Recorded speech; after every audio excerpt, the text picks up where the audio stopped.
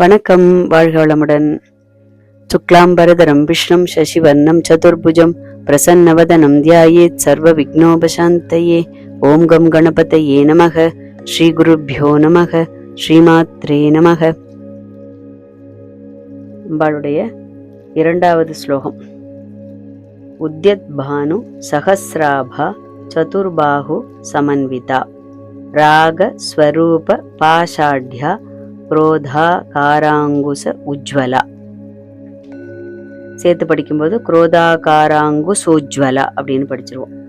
உத்யத் பானு சஹஸ்ராபா சதுர்பாஹு சமன்விதா ராகஸ்வரூப பாஷாட்யா குரோதாகாராங்குஸ் உஜ்வலா அப்படின்னு சொல்லக்கூடிய இரண்டாவது ஸ்லோகம். ஸோ அடுத்தது வசினி வாக்தேவதைகள் அம்பாளுடைய பிரகாசத்தை பற்றி சொல்லக்கூடியது. அவள் பிரம்மமாக, ஏன்னா பிரம்மம் எப்பொழுதுமே அகண்ட பெருவெளியில் ஒரு ஒளி ஸ்வரூபமாக இருக்கக்கூடிய ஒரு ரூபம்னு நிறைய சாஸ்திரங்களுடைய வர்ணனைகள்ல நம்ம பார்க்கலாம். அப்படி உத்யத் பானு சஹஸ்ராபா அப்படின்னா உதித்து வரக்கூடிய கோட்டி சூரியன் எப்படி இருப்பானோ அதுபோல. ஒரு சூரியனையே இங்க கண்ணால பார்க்க முடியாது இல்லையா? ஒரு சூரியனை எப்ப பார்க்க முடியும்? ஒரு காலம்பர இந்த உதித்து வரக்கூடிய அந்த கிரணங்களை மாத்திரம் நம்மளால பார்க்க முடியும் இல்லையா? மற்ற நேரத்துல சூரியனை நம்மளுடைய இந்த வெறும் கண்களால பார்க்க முடியுமானா கண்ணெல்லாம் அப்படி சுருக்கிப்போம் நம்ம. ஆனால் இங்க சொல்லக்கூடியது எத்தனை சூரியன்? ஒரு சூரியன் கிடையாது, கோட்டி சூரியன் பிரகாசத்துடன் அம்பாள் இருக்கின்றாள்னு சொல்லிட்டு. அது எப்படி? உத்யத் பானு, உதித்து வரக்கூடிய. எப்படி சூரியன் மனதிற்கு ஒரு ரம்யமான ஒரு நிறத்தோட, ஒரு மாதிரி ஆரஞ்சு கலந்த ஒரு சிவப்பு நிறத்துல காலம்பர அப்படியே உதித்து வரக்கூடிய ரைசிங் சன்னு சொல்றோம் இல்லையா? அது அருணன் அப்படின்னு சொல்லக்கூடியது சூரியனுடைய சாரதி. சூரியன் வர்றதுக்கு முன்னாடியே அந்த அருணன் கிளம்பி வந்துருவானா சாரதி. அப்ப அந்த விடியற்கால அந்த அருணோதய பொழுதுன்னு சொல்றோம் இல்லையா? அந்த நேரத்தில் இருக்கக்கூடிய கண்களுக்கு குளிர்ச்சியை தரக்கூடிய ஒரு ரம்யமாக இருக்கக்கூடிய அழகான அந்த ஒரு இளஞ்சிவப்பு நிறத்துடன் கூடிய அந்த கிரணங்கள். அதுதான் ஏற்கனவே பார்த்துட்டோம். அம்பாளுடைய கருணை, அவளுடைய நிறம், பிடித்த நிறம் என்னன்னு பார்த்தோம், சிவப்புன்னு பார்த்துட்டோம். இப்ப அவளுடைய கருணை தான் இந்த சிவப்பு நிறத்துல அப்படி வெளியில வருதான். எப்படி? ஒரு சூரியன் ரெண்டு சூரியன் கிடையாது, கோட்டி சூரிய பிரகாசத்துடன். கோட்டி சூரியம்னா இந்த இடத்துல ஒரு சூரியன் வரும்போது அதனுடைய கிரணங்கள் அப்படியே நிறைய ரேஸ் வரும் இல்லையா? அதுல இருந்து அந்த கிரணங்கள் அதெல்லாம் அம்பாளுடைய அந்த பிரபாவத்தை குறிக்கக்கூடிய, அவளுடைய காருண்யத்தின் ஒவ்வொரு துளியையும் குறிக்கக்கூடிய அந்த கிரணங்களோடு கூடிய கோட்டி சூரிய பிரகாசம். ஒரு சாதாரண ஹெட்லைட் வெளிச்சத்தையே நம்மளால பார்க்க முடியாது இல்லையா? ஒரு வண்டி ஓட்டும் போது எய்தாப்புல இப்ப நைட் டைம்ல ஒரு வண்டி வந்துன்னா கோட்டி சூரியங்கிறது நம்மளால ஒரு அனுமானத்துல கூட கொண்டு வர முடியாது முன்னாடி. அந்த அளவிற்கு இருக்கக்கூடிய பிரபாவத்தை உடையவள், ஒளி ஸ்வரூபமாக இருக்கக்கூடியவள். ஏன்னா சூரியன் என்ன பண்றான்னா தன்னுடைய அந்த பிரபாவத்தை எல்லாராலையும் எந்த நேரத்திலையும் பார்க்க முடியாதுங்கிறதுனால அப்படி காலம்பர நேரத்துல வரும்போது அவ்வளவு ஒரு எழிலோட ஒரு ரம்யமாக வெளியில வருகின்றானோ அதுபோல இந்த பரபிரம்ம ஸ்வரூபத்தையும் நம்ம இந்த கண்ணால பார்க்க முடியுமான சாதாரண கண்களால் அவளை பார்க்க முடியாது. என்ன கண்ணு வேணும் அதுக்கு? ஞானம் என்று சொல்லக்கூடிய மூன்றாவது கண். அது இருந்தால் மாத்திரம்தான் என்ன பண்ண முடியும்? பகவானுடைய பிரத்யக்ஷ ஸ்வரூபத்தை நம்மளால பார்க்க முடியும். அதனால தேவி எப்படி சூரியன் தன்னை எல்லாரும் கண்டு கழிக்க வேண்டும்ங்கிற அந்த ஒரு பாவத்துல அப்படியே இளம் சிவப்பாக காலம்பர உதிச்சு வரானோ அதுபோல தன்னுடைய இந்த அகண்ட அந்த ஒரு சுரூபம் அப்படின்னா பேர்பட்ட பேரொளியாக இருக்கக்கூடிய அபிராமி பட்டர் அப்படிதான் பார்த்து ரசிச்சார்னு சொல்லிட்டு பாக்குறோம். உள்ளுக்குள் தெரிஞ்சதை வெளியில அமாவாசை அன்னைக்கு பௌர்ணமின்னு சொன்னார்னு ஒரு கதை இருக்கு இல்லையா? அந்த மாதிரி உள்ளுக்குள் அந்தர்முகமாக அவளை பஜிக்கும் போது எப்படி காட்சி கொடுப்பா? ஒளி ஸ்வரூபமாக. அப்ப அந்த ஒளி ஸ்வரூபத்தை அப்படி அகண்டாகாரத்துல நம்மளால பார்க்க முடியுமான்னா முடியாது. அதனால அவள் என்ன பண்றாளா? தன் அடியார்கள் கண்டு வழிபட வேண்டும் அப்படிங்கிற அதற்காக மாத்திரம் தேவி தன்னுடைய காருண்யத்தினால் தன்னுடைய பிரபையை கம்மி பண்ணி கொண்டு, அதனாலதான் இந்த நம்ம பார்க்கக்கூடிய இந்த அவதாரங்கள் இதெல்லாம் பார்க்கக்கூடியதெல்லாம். ஏன்னா பிரம்மங்கிறது சூக்ஷ்மமானதுன்னு ஒரு அர்த்தம் இருந்தாலும் அது விஸ்வரூபமும் உள்ளது, ரெண்டும் பார்த்துக்கலாம். அப்ப இப்படியும் சொல்லலாம் அப்படியும் சொல்லலாம். அந்த மாதிரி இருக்கக்கூடிய அவள் தன்னை என்ன பண்றாளாம்? ஒரு சூரியன் எப்படி இந்த மாதிரி வருகின்றானோ அது போல பக்தர்களுக்கு காட்சி கொடுக்கக்கூடியவள், கோட்டி சூரிய பிரகாசத்துடன் உடையவள். அதையும் நம்ம புரிஞ்சுக்கணும் இந்த இடத்துல. அதனால்தான் உத்யத் பானு, பானுனா சூரியனுக்கு இன்னொரு பேரு, சஹஸ்ராபா உதிக்கக்கூடிய கதிரவனுக்கு ஒப்பான அந்த காருண்யத்தை உடையவள். சதுர்பாகு சமன்விதா. இங்க எப்பொழுதுமே தெய்வங்களை வர்ணிக்கும் போது பாதாதி கேசம், அதாவது பாதத்திலேருந்து கேசம் வரைக்கும் இருக்கக்கூடிய வர்ணனை இருக்கும். இல்லைன்னா கேசாதி பாதம், அதாவது தலையிலேருந்து ஆரம்பிச்சு கால் வரைக்கும் இருக்கக்கூடிய வர்ணனை. இந்த லலிதா சகஸ்ரநாமத்தினுடைய ஒரு அழகு என்னன்னு கேட்டா, இங்க வசினி வாக்தேவதைகள் அம்பாளுடைய அந்த திருமூர்த்தத்தை பத்தி வர்ணிக்கக்கூடியது முதல்ல எதை பத்தின்னு கேட்டா, அம்பாளுடைய 4 திருக்கரங்களை பத்தி தான். இதுக்கு நிறைய வியாக்கியானங்கள் உண்டு.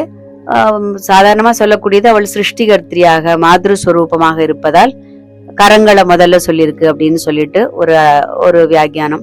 இல்ல இன்னொரு இதுல பார்த்தோம் அப்படின்னு சொன்னோம்னாக்க, நம்முடைய கர்மம் செய்யக்கூடியது நம்முடைய கரங்கள் தான் இல்லையா. என்னதான் நம்முடைய இந்திரியங்கள் கண்ணும் காதும் மூக்கும் விஷயங்களை கொண்டு வந்து தந்தாலும் அதை செயல்பாட்டில் பிரவர்த்திக்க கூடியது எது? நம்முடைய கரங்கள். அதனால இங்கே சதுர்பாகு சமன்விதா, அம்பாளுடைய 4 திருக்கரங்களை பற்றி சொல்லப்பட்டிருக்கின்றது. தியான ஸ்லோகத்திலே நம்ம பார்த்தோம், அம்பாளுடைய பாசம், அங்குசம், கரும்புவில் மலர்கணைகள். பாசம், அங்குசம். அங்குசம் அதாவது மேல் 2 கரங்கள் இடதும் வலதும், அதே மாதிரி கீழ் 2 கரங்கள் இடதும் வலதும். இந்த மேல் வலது கரத்துலதான் அங்குசம் வச்சுருக்கா, இடது மேல் கரத்துல பாசம். இந்த பாசம் என்று சொல்லக்கூடியது ஜீவர்கள் எதெல்லாமே மாட்டிக்கிறோம் இல்லையா. ஒரு கயிறு இருக்கும், ஒரு நாட்டு மாதிரி இருக்கும். நீங்க அந்த லலிதா பரமேஸ்வரி படத்துல பார்த்தா தெரியும், போட்டோல பார்த்தா தெரியும். ஒரு கயிறு இப்படி 2 நுனியும் சேர்ந்து இருக்கிற மாதிரி ஒரு நாட்டு மாதிரி இருக்கும். அது என்னன்னு கேட்டா, இப்ப நம்ம ஒரு பொருளை ஆசைப்படுறோம்னு வச்சுப்போம், எது மேலேயும் ஒரு ஆசை இருக்கு. அப்ப அந்த பொருள் மேல ஒரு பக்கம், இந்த கயிறுனுடைய ஒரு பக்கம், கயிறுக்கு 2 எண்டு இருக்கு இல்லையா, அந்த ஒரு சைடு அதுல இருக்கும். அதை எப்படியாவது நான் அடைந்தே தீருவேன் அப்படின்னு ஒரு வைராக்கியம் பிறக்கும் இல்லையா. அப்படிதான் நம்ம எல்லாத்துக்கும் ட்ரை பண்றோம். அந்த மாதிரி இருக்கக்கூடியதற்கு இன்னொரு எண்டு. சோ அந்த மாதிரி ஒவ்வொரு பொருள்கள் மேலேயும் நாம் வைக்கக்கூடிய அந்த ஆசைகளை அம்பாள் என்ன பண்ற, அடுத்த இது நாமாவே நமக்கு சொல்லி கொடுக்கறது, ராக ஸ்வரூப பாஷாட்யா. இந்த ராகம் என்று சொல்லக்கூடிய ஆசை, டிசையர்னு சொல்றோம் இல்லையா, அட்டாச்மெண்ட், அப்படி அதன் மேல இருக்கக்கூடிய அந்த பிடிப்பு, அத தேவி அவளுடைய பாதங்களை பணிந்து விட்டால் தேவி என்ன பண்றா, நமக்கு ஆசையே இல்லாம பண்ணிடுவாளா அப்படின்னு கேட்டாக்க அதெல்லாம் நடக்காத காரியம் இல்லையா. ஆசை இல்லாம இருக்க அலை மாதிரி, ஒரு ஆசை போச்சுன்னா இன்னும் அது நிறைவேறதுக்குள்ளேயே இன்னொரு ஆசை வந்துடும் மனசுக்குள்ள. அப்போ அது மாதிரி இருக்கும்போது ஆசையை இல்லாம பண்ணுவாளா அப்படின்னு கேட்டாக்க, ஆசையை இல்லாமல் பண்ணக்கூடியதுங்கிறது நடக்காத காரியம். ஆனால் தேவியினுடைய பக்தர்களுக்கு அவளுடைய காருண்யத்தால், அவளுடைய கிருபையினால் ஒரு போரும்ங்கிற ஒரு மனோபாவம் கிடைத்ததுக்கு அப்புறம் இதோட போரும் அப்படிங்கிற ஒரு மனோபாவம் ஏற்பட்டு, எப்படி ஒரு சீடு, ஒரு தானியம் இருக்குன்னு வச்சுப்போம், அது திரும்ப நம்ம கொண்டு போய் பூமியில போட்டா முளைச்சு வரும். அதுவே அந்த தானியத்தை நம்ம இப்ப வறுத்துட்டோம் அப்படின்னு சொன்னோம்னாக்க அது சாப்பிடறதுக்கு தான் சுவையா இருக்குமே ஒழிஞ்சு திரும்ப அதுல இருந்து ஒரு பயிர் முளைச்சு வருமான முளைச்சு வராது. அதுபோல அம்பாள் அவளுடைய பக்தர்கள், அவளுடைய திருவடியை பணிந்த அந்த பக்தர்களுக்கு என்ன பண்ணுகின்றாளாம், அந்த ஆசையை நிறைவேற்றி கொடுத்து, அந்த ஆசை ஒரு நிறைவேற்றியாச்சுன்னா திரும்ப திரும்ப ஆசைப்படுறதுக்கு அந்த ஒரு மனோபாவம் இல்லாமல் அவர்களை மாற்றி அதை நல்ல வழியில் திசை திருப்பி அவர்களை நல்வழிப்படுத்துகின்றாள். அதற்காக அவள் என்ன பண்றா, அந்த பாசக்கயிற்றை தன்னுடைய கையில் வைத்துக் கொண்டிருக்கிறார். ஜீவன்களுடைய ராகத்தை, ராகம்னா இந்த இடத்துல அட்டாச்மெண்ட், கட்டுப்படுத்துவதற்காக. இல்ல இன்னும் ரகசியமா பார்த்தோம்னா, எதுலயோ தேவையில்லாம போய் மாட்டிக்காத, நீ என்னுடைய திருவடியை சரணடைந்து விட்டால் நான் என்ன பண்ணுவேன், எல்லா விதமான இந்த மாதிரியான ஆசைகள் தான் எதுக்கு காரணம், ஆசையே துன்பத்திற்கு காரணம். இதெல்லாம் நம்ம சின்ன வயசுல படிச்சிருப்போம் நிறைய இல்லையா.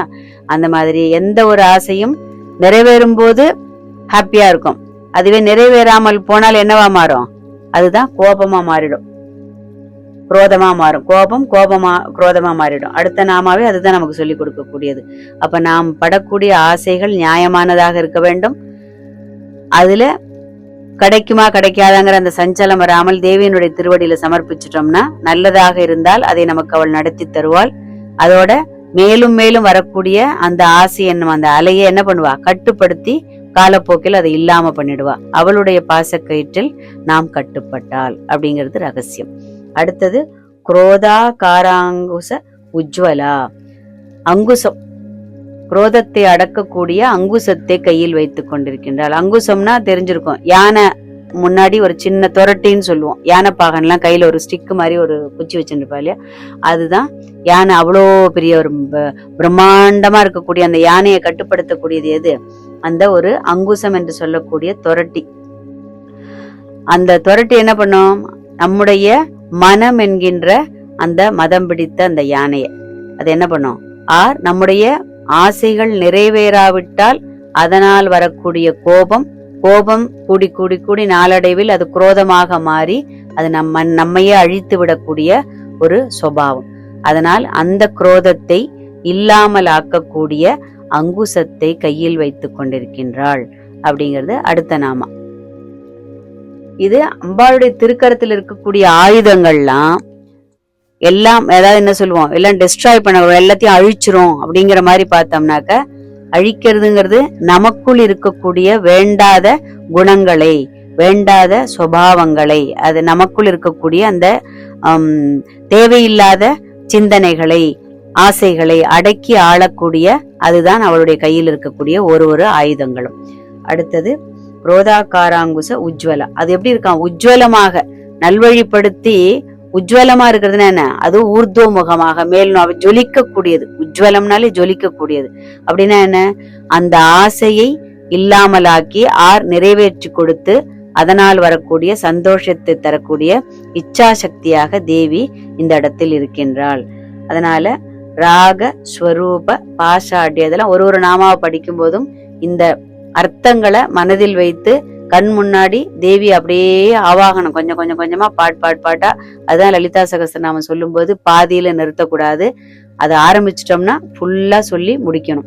இல்ல நம்ம நடுவுல நிறுத்த வேண்டிய ஏதாவது ஒரு சந்தர்ப்பம் அந்த மாதிரி அமைஞ்சிருது அப்படின்னு சொன்னாக்க திரும்பவும் அதை முதல்ல இருந்து ஆரம்பிச்சு அதை கம்ப்ளீட் பண்ணணும்.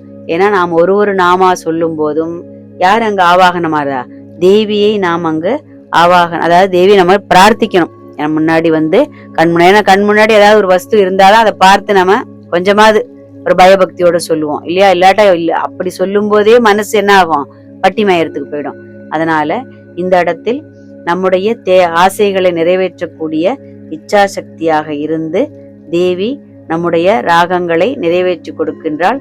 குரோதம் அங்குச யானையை அடக்கக்கூடிய அந்த துரட்டி போல நம்முடைய மதம் பிடித்த இந்த மனசு இருக்கு இல்லையா, நம்முடைய நிறைவேறாத ஆசைகளினால் அடங்கி போகின்ற அந்த குரோதம், அந்த குரோத உணர்ச்சியை இல்லாமல் ஆக்கக்கூடிய அந்த துரட்டின்னு வச்சுக்கலாம், அங்குசம்னு வச்சுக்கலாம். அந்த வெறுப்புணர்ச்சின்னு சொல்லுவோம் பாருங்க, அதுதான் துவேஷம், வெறுப்புணர்ச்சி அப்படின்னு சொல்லுவோம் இல்லையா? இது எல்லாமே குரோதம் தான்.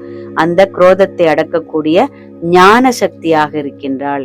இப்போ ஒரு கையில இச்சா சக்தி, ஒரு கையில ஞான சக்தி. ஏன்னா எந்த ஒரு பொருளையும் மனசு என்ன பண்ணும்?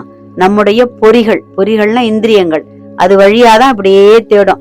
கண்ணு ஒன்ன பார்க்கும், காது ஒன்ன கேட்கும், என்ன சொல்லுவோம், மூக்கு ஒண்ணு இழுக்கும் இல்லையா? ஒரு ஸ்லோகம் சொல்லும் போது எங்கேயோ நடக்கக்கூடிய சண்டை நம்ம காதுல விழும், பக்கத்து வீட்டுல ஏதோ குசு குசுன்னு பேசக்கூடியது நம்ம காதுல விழும். அதுக்குதான் காது போகுமே விழிஞ்சு இங்க நாம் சொல்லக்கூடியது நாம முதல்ல கேட்கணும், அதுவே நம்ம கேட்க மாட்டோம் இல்லையா? அந்த மாதிரி நம்முடைய மூக்கு எங்கேயோ ஒரு அடிக்கக்கூடிய ஒரு குருமா வாசனையோ ஏதோ ஒரு ஸ்வீட் வாசனை, ஏதோ மூக்கு அதுக்கு பின்னாடி. அப்படி இந்த பொறிகள் என்று சொல்லக்கூடிய இந்த இந்திரியங்கள் போய் ஒன்னொன்னத்தியா தேடும். அத மனசு என்ன பண்ணும்? உள்ள கொண்டு வந்து வச்சு அப்படியே எது பின்னாடி போலான்னு தன்னை தயார்படுத்திக்கும். அந்த மாதிரி ஏன்னா இது எதனால் ஏற்படுகிறக்கூடியது? அவித்யால், அஜ்ஞானத்தால். அப்படின்னா என்ன? அதை கட்டுப்படுத்த தெரியாமல் அது பின்னாடி போறோம். எது பின்னாடி எல்லாம் இந்திரியங்கள் போறதோ அது பின்னாடி எல்லாம் மனசும் போகும். அதுபோல் இருக்கக்கூடியதை தேவி என்ன பண்றா? தன்னுடைய கையில் இருக்கக்கூடிய அங்குசத்தினால் அதை கட்டுப்படுத்துறா. ஸ்டாப். யானைப்பாகன் என்ன சொல்லுவார்? அப்படின்னு சத்தம் போட்டா போறோம், அந்த யானை என்ன பண்ணும்? ஆட்டத்தை நிறுத்திட்டு அப்படியே சைலண்டா இருக்கும், திரும்ப அப்படியே ஆட ஆரம்பிச்சிடும். அதுபோல நம்முடைய மனசானது எப்பொழுதும் இதுபோல் அதே மாதிரிதான் அப்படியே பாஞ்சு கொண்டே இருக்கக்கூடியது. அது செய்யக்கூடிய ஒவ்வொரு செயல்களுக்கும் தேவி தன்னுடைய கையில் உள்ள ஆயுதத்தினால் அதற்கு ஒரு கட்டுப்பாட்டை விதித்து நம்மை நல்வழிப்படுத்துகின்றாள் அப்படின்னு சொல்லக்கூடிய அழகான 2வது ஸ்லோகம். அறிவோம் அவள் 1000 நாமங்களை, பணிவோம் அவள் திரு பாதங்களை. வாழ்க வளமுடன்.